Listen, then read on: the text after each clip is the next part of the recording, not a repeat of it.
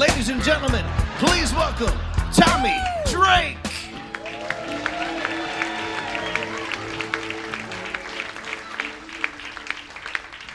Thank you so much, thank you. I was watching the Olympic trials with my buddy.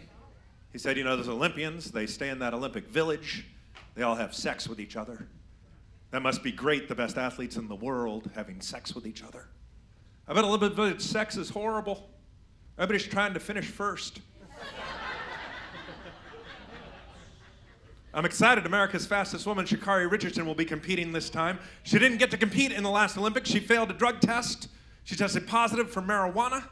And then her event was swept by 3 Jamaican women, who I'm pretty sure are the ones who sold her the marijuana. There was a guy under the freeway by my house with a sign that said homeless and hungry, so I went to a deli, I bought a sandwich, I looped around, I handed it to him through the window, he said thanks. 10 minutes later I drove by, he had a sign that said sandwich for sale. I went to a Fox News themed strip club. It wasn't good, the dancers didn't trust the poles.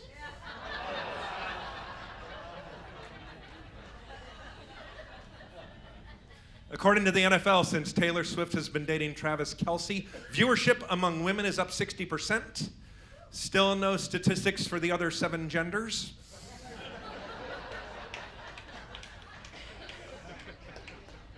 Everybody's switching their pronouns now. I'm trying to keep up. There's a whole city in Pennsylvania that just changed their name from her, she to them, they.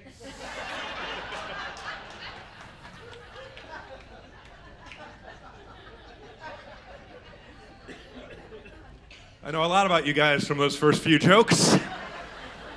Exactly what I'm dealing with now. When I was a kid, we'd take road trips. My older brother Dan would torment me with a game he called Slug Bug. Whenever he saw a Volkswagen Bug, he would say Slug Bug and punch me really hard. I hated playing Slug Bug with my brother. Other games I hated playing with my brother, Stab Cab and Molestation Wagon.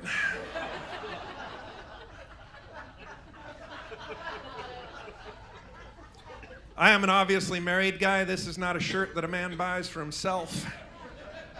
It's a gift. My wife buys me all my clothes. Many of them are ridiculous. I sat her down. I said, why do you buy me such silly shirts? And she said, because you're on the road a lot, and I would rather you get your ass kicked than your dick sucked. That's this look right here. This shirt is from the Macy's No Blowjob Collection,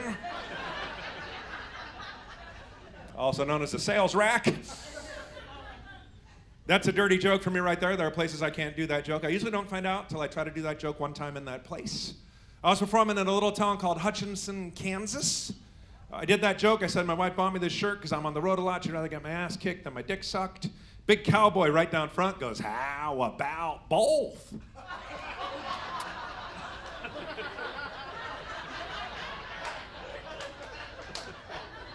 You don't know how boring a town is until you consider an offer.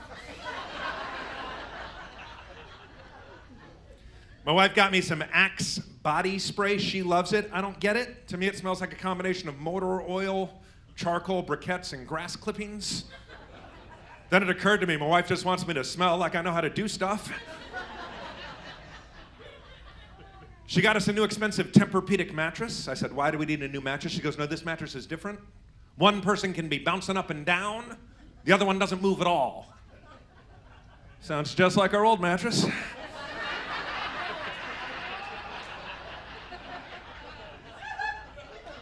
Sounds like some of you have that same mattress. It's a popular model. My wife said this to me. She said, let's say one time in our marriage we're allowed to have an affair, but it has to be with somebody really good looking and famous. I said, okay, give me an example. She goes, you know, somebody like Brad Pitt or Jeff from Jiffy Lube.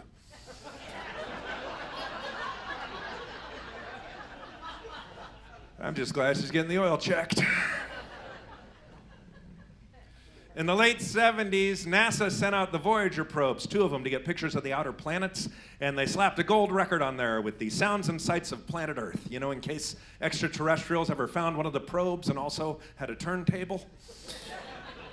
One of the images encoded on this record is Da Vinci's Vitruvian Man. It's an anatomically correct naked man with his arms outstretched inside a circle, inside a square, to show the symmetry and geometry of the human body. Our first attempt to communicate with extraterrestrials was us sending them an unsolicited dick pic.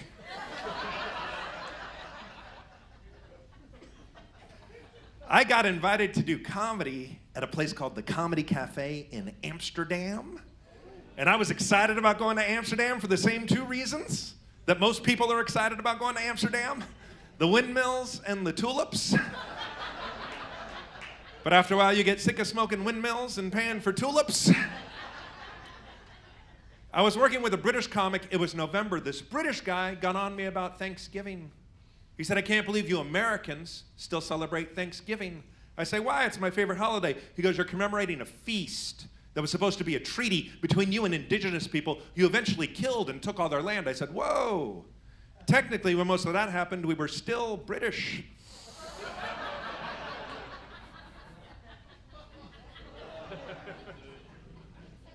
Thanks. I called Sandals Resort. I said, "I want to bring my wife there for my anniversary." They said, "Which anniversary?" I said, "I am proud to tell you it is my 29th wedding anniversary." They said, "You are too old for our resort. We would like to recommend our sister property, Socks and Sandals." We went. It was fun. They had activities for old people. They had dementia trivia. Question number 1, what's your name? Question number 2, what's your name? They had a 3-hole golf course because old people can't make it 18 holes. I'm checking in. The guy goes, "You want to golf?" I go, "Sure." He goes, "You think you're going to make it through all 3 holes?" I said, "I hope so. It's my anniversary."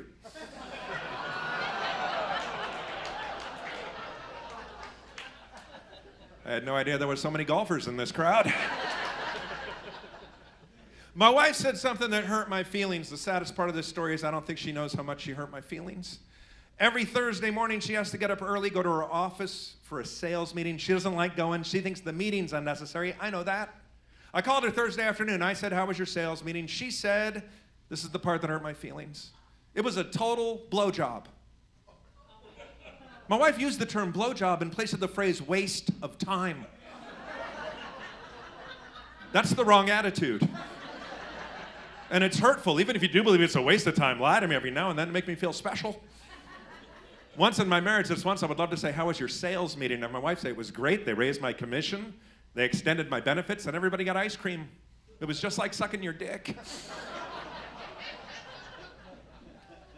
It's nice to be in a comedy club in front of comedy fans. I've been doing stand-up a long time, but for the last 20 years, I've been working mostly on cruise ships. And we have some comedy fans on cruise ships, but for the most part, the ship's at sea.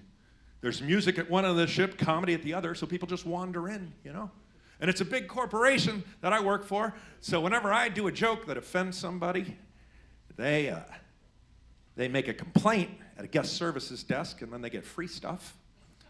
And then the corporation tells me not to do that joke anymore. So Open Bar called me, and I've decided I'm going to close this show by doing all the jokes I've been told not to do on cruise ships.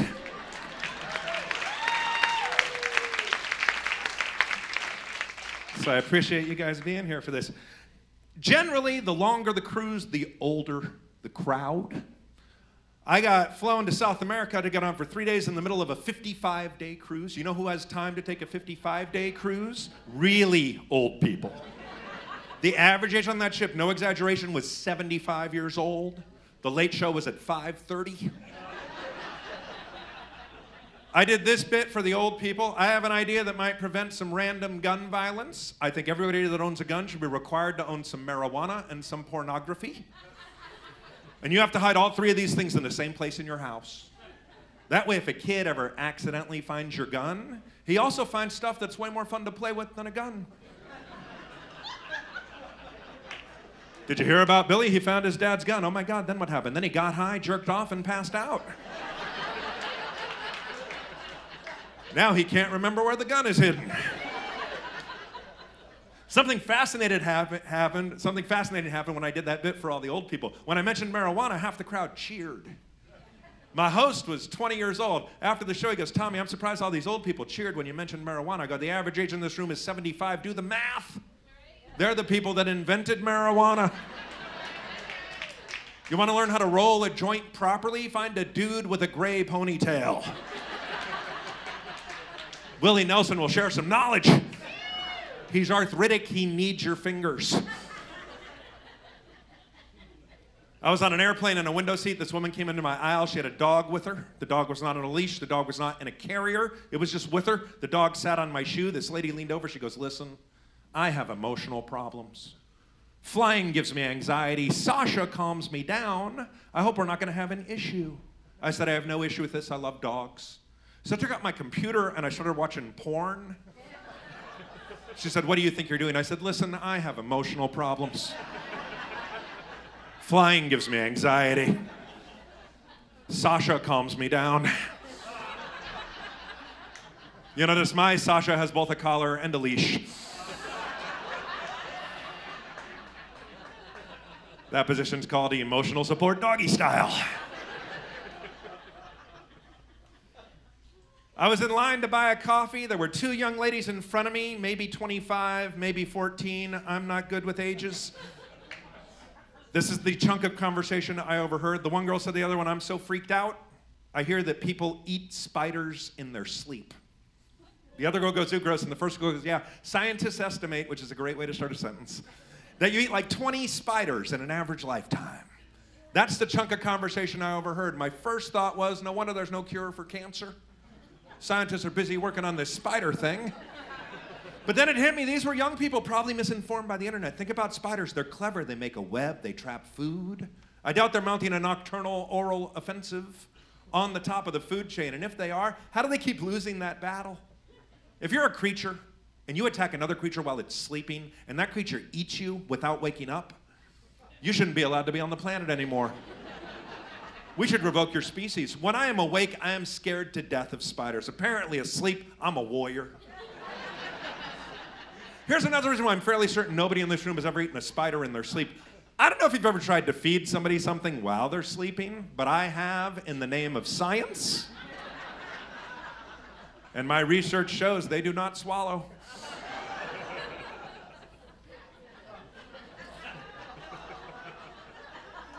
My wife believes my research is a waste of time.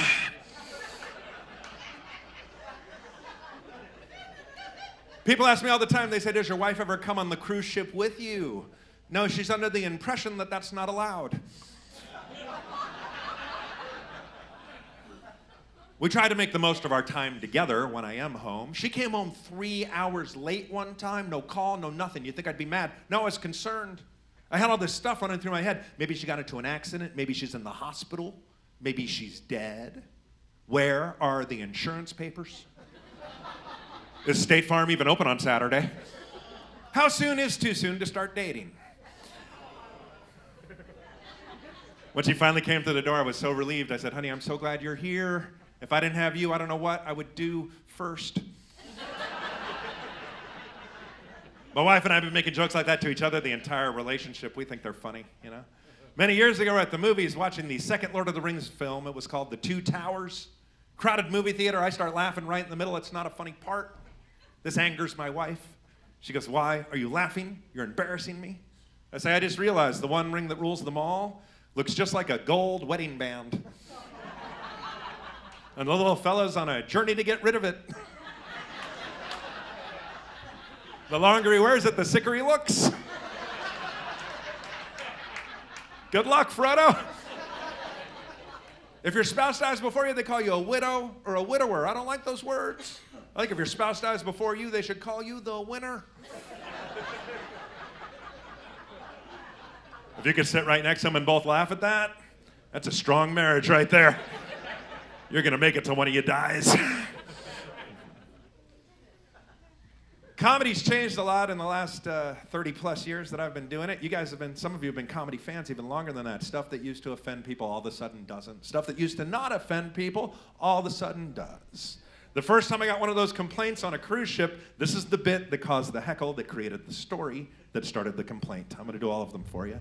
This was the bit, though. I was fortunate. I got invited to travel overseas and perform on Navy bases for some of our deployed troops. That's a cool thing when you get to do it. Now, when I was there, the policy for gays in the U.S. military was something called don't ask, don't tell. Since I've been there, we voted to change that, and after spending time on the base, I think we should change it to don't ask, but you can kind of tell.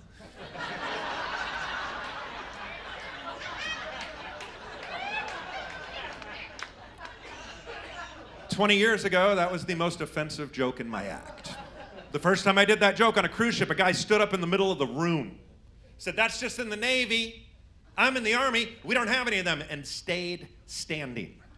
I'm thinking, this is uncomfortable. I better say something. So I said, "First of all, thank you for your service. Secondly, I don't know if you know, if you served in any branch of the U.S. military, you probably served next to a gay guy who was hiding that fact for fear of persecution.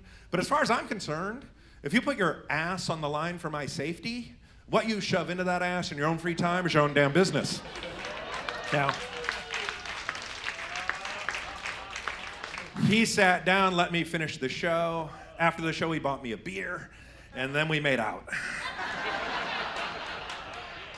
I'm kidding, we had sex, but there was no kissing. He said, "No kissing." I said, "But the ship's at sea." He said, "That's just in the Navy." So the heckle really happened. I started performing that heckler story right there, and it was the story that got the complaint, you know? But the cool part about the big corporation, they write out the complaint, they print it out, and they give it to me. I have documentation of every single time I've offended somebody over the last 20 years. And this complaint had the F word in it 10 times. I'm not gonna use it for this, I might use it later. You guys will get it without it. This was my favorite line. He said, "I didn't like having the mental image in my head of that comedian effing a member of the military." And my response to that was, "Thanks for thinking I was on top." I mean, look at me, this has bottom written all over it. The second complaint I got is particularly embarrassing for me. I'm supposed to be the PG comedy guy. Every now and then I write a joke, it's got no bad words in it. I try it first in a show that's supposed to be clean. That's what happened with this one. I have a cleaning lady that comes to my house once a week to straighten stuff up. Midsummer, she didn't show up. You know why? 4th of July. My cleaning lady took the 4th of July off. If I wanted a cleaning lady that was going to take the 4th of July off, I would have hired a citizen.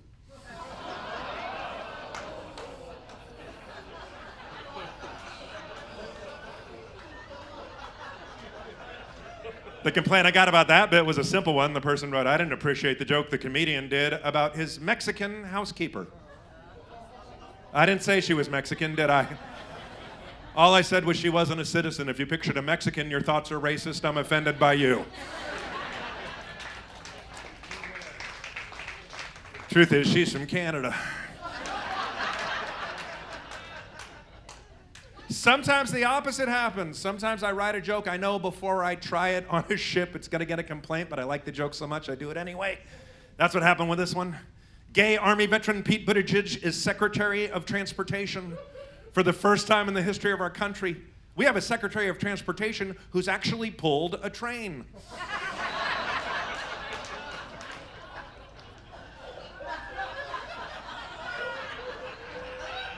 You got to give some of these folks a chance to explain what pulled a train means to one another. We'll be on the same page. I was watching late night news. They were having a debate about how to properly prevent terrorist attacks, but they were arguing specifically about whether it's intentional or coincidence that the terrorists attacked New York on September 11th. 9/11, 9/11, emergency. I want to know if it was intentional or coincidence a couple years later when the terrorists attacked India on July 11th or 7/11.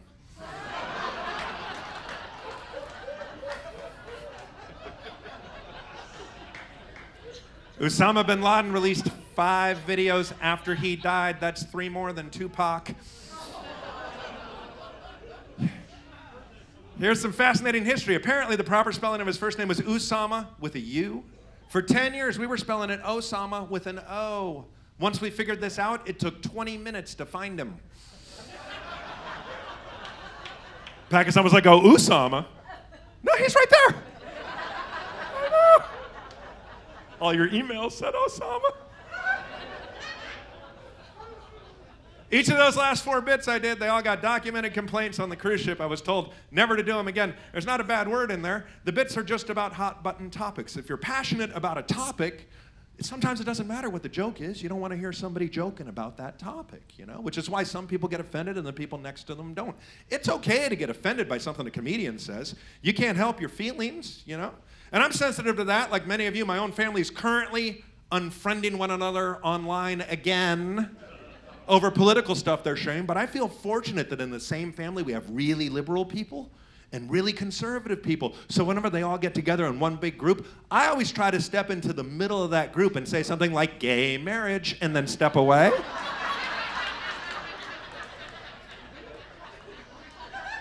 Because that's the best way to learn about the issues. It depends on your personal connection to the topic, whether or not it's offensive. I learned that at an early age. Like many of you, I grew up around Little League baseball. And after every game, we got a ticket to go to the snack shack to get a snack and a drink. Where I lived, we had 5 choices on the soda fountain: Sunkist, root beer, Sprite, Tab, Coke. If you got a little bit of each soda in the same cup, where I grew up, we called that drink a suicide. It was regional. Some people called it the graveyard. We were able to call it a suicide because our little community hadn't recently been affected by suicide. Well, there's an old man named Mr. Anderson. His job was maintaining the Little League field. He was also one of our umpires. He also had a sports gambling problem, was heavily in debt, decided to solve his problem by taking his own life, shot himself in the head. So from that day forth, we couldn't call that drink a suicide anymore. From that day forth, we called that drink a Mr. Anderson.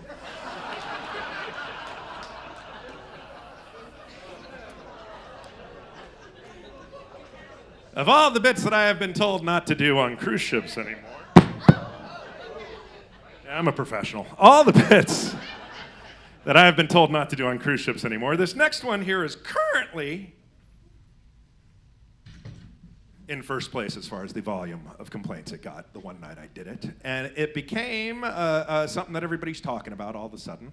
If you're like me and you're a sports fan, you probably felt a little bit of outrage when you saw what Caitlin Clark was getting paid to play in the WNBA. A lot of people believe that WNBA players should be making more money. But when you are making this argument, you have to be careful which words you choose.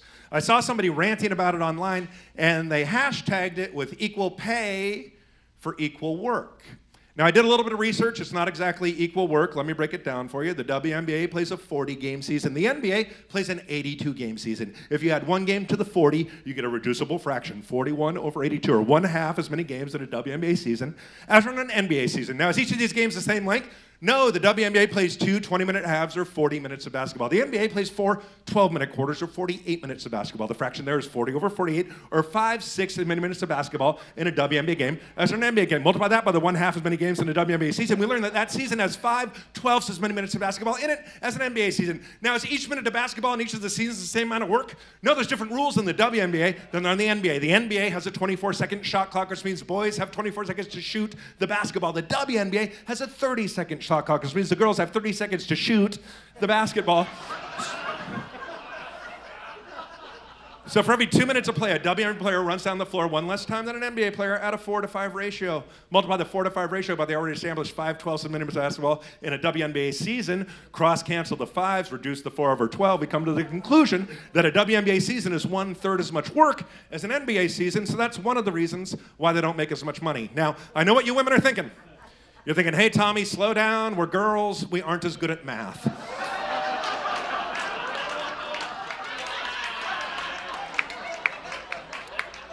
Here's an interesting fact. Boys have a much smaller vocabulary. So if any of you women want to come up to me after this show and complain about that bit, use tiny words. Otherwise, I will just drift off and stare at your tits.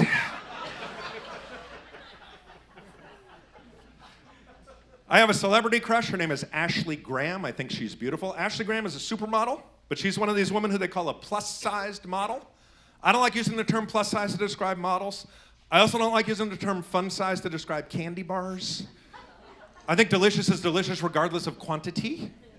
And Ashley Graham is a Snicker bar supermodels. I'll tell you why I like her. She has a lot of the stuff I like to look at. I'm getting old. My eyes are going. If that stuff is bigger, it is easier for me to see it. I also love the shape of her body. She models mostly swimsuits and lingerie, but because of her shape, whether it's supposed to be or not, everything she puts on instantly becomes a thong. And that makes me happy because I like asses. I don't care how big your ass is. I'm going to look at it. I also don't care how big your boobs are. I'm going to look at those. Unless they're so big it looks like you have 2 asses. I'm like, oh my God, 2 ass girl. Walk towards me. Walk away from me. I love you. You know who ended up complaining about that bit? Skinny bitches. Incidentally, if you're offended by the term skinny bitches, probably not because you're skinny. Probably because you're a bitch. If you're not a bitch, you shouldn't be offended. See how I protect myself there? They do a good job here at McCurdy's with this open bar. You know what I like?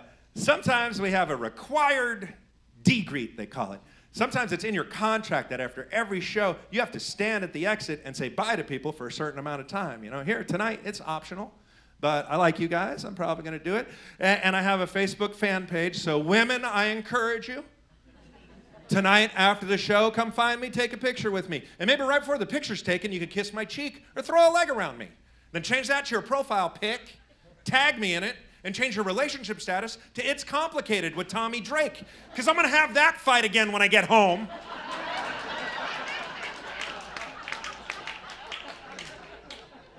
Here's why I don't like the required degreet. Some places make me do it after every show, even if it's a bad show. I have to stand at the exit and be like, sorry. So I'm working on it, sorry. And you expose yourself. Most of you are, 99% of you are kind, caring, nice, well-adjusted individuals. That means there's at least 3 freaks in this room right now, weirdos. And when you make yourself available, the weirdos come over to you because the people with them don't want to talk to them anymore because they're weirdos. I had a 10-minute degreet. 2 minutes in, a guy comes up to me and goes, "Can I ask you a question?" I said, "Yeah, sure." He goes, "Who's your favorite serial killer?" I had to make 8 minutes of small talk with this guy, and I was embarrassed because I didn't have an answer. I did some research, now I have an answer. This bit here got more complaints than the WNBA bit. My favorite murderer is a guy named Rommel Broom. He was a killer. We caught him. We tried him. He was sentenced to be executed by lethal injection. So we sent him to death row. We put his name on the big board of people to die. I don't know if they actually have that. I just made that part up. They probably have the name, the date they're going in order. Probably on a dry erase board, because you're constantly... I've gotten off track. This is what happened. The date came up. We tried to kill him. We tried for 2 hours. But Rommel Broom was an intravenous drug user. They couldn't find a usable vein. After spending 2 hours trying to kill this guy, we called off the execution, sent him back to his cell, rescheduled the execution for a later date. This guy was a killer. That's the one thing he did well in his life. It had been exceptionally frustrating for him to sit there and watch somebody unsuccessfully try to do to him what he did so successfully his whole life. It had to have at least been similar to me listening to one of you people tell me a joke after the show. They went on to say this wouldn't be an issue if they could afford to have a medical doctor in there overseeing the operation. What we use is a registered nurse. He had ideas. He wasn't sure what he was allowed to do. We're thinking about this all wrong. Medical doctor's job is to save your life, not to kill you. We'd be paying a guy extra money to do the opposite of what he's trained to do. What we need is somebody who knows how to kill people and is willing to work cheap. Where are we going to find them? Oh, right, death row. I think if you're second in line to die, you should be allowed to kill the guy that's first in line to die. Well, Rommel, I couldn't find a vein, but I found a hammer. We're going to get this done today. Stop running. Attaboy. Almost got you. Feels good to kill again. Oh, my God, what are you doing? See, as soon as he erased that name, his name was next. If you are not drunk, you do not appreciate all the invisible stuff I just created on stage. Dead guy, bloody hammer, dry erase board, bunch of smears, whole line of convicts, shiv, piano wire, think prison weapons. You need an imagination to enjoy this part of the show. I did have a cool job for a couple years in entertainment. I was Cher's opening act. I did 125 concerts opening for Cher, and that was exciting for me because I thought finally I've made it to rock and roll. But by the time I got there, sex, drugs, and rock and roll had been replaced by yoga, incense, and polydent. They're all super clean living now. I'll give you an example. 10 shows in, I get a note saying, "Tommy, tonight Cher's throwing a party. You're invited." I'm thinking, finally, my first rock and roll party. I put on my best shirt. It was this one, shut up. And I head down to the shuttle bus. This was the party. Cher took us all to a paint-your-own pottery place. We painted pottery. The bass player was at my table. I said, "Don't you guys ever party?" He goes, "We did up until the early 80s. We learned crafts in rehab." Here, sniff the glaze. I made a plate on it. I painted a picture of me surrounded by windmills and tulips. Thanks for remembering. The shows were fun, 15,000 people in a stadium. It's a Cher crowd that's an interesting mix. All the best seats, all the seats down front. Taken up almost entirely by young gay men. Floor in front of me like a gay rave party. Fun crowd to perform for once you get them on your side. And I might never play a stadium again. So whenever I was near family, I would invite them to the show, get them seats right in the middle of the gay guys. Because that's fun to watch.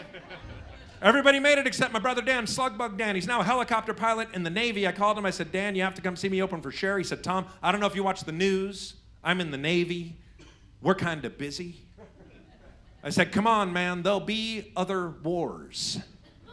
This is a big deal. See what you could do. He called me back. He goes, I asked for permission. I got it.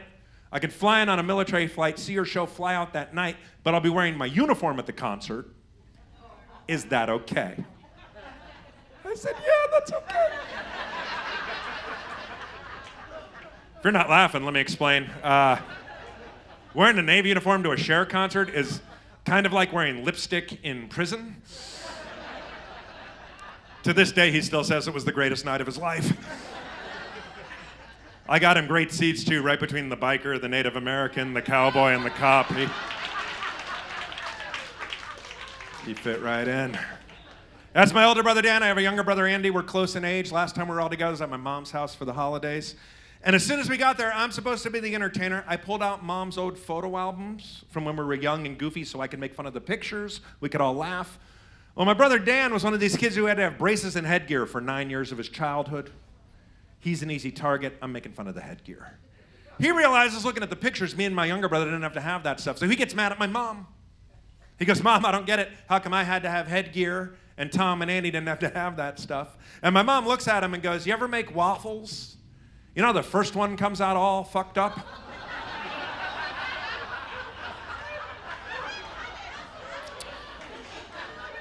Now we call my brother Waffles. Thanks for being a great crowd, guys. I appreciate you.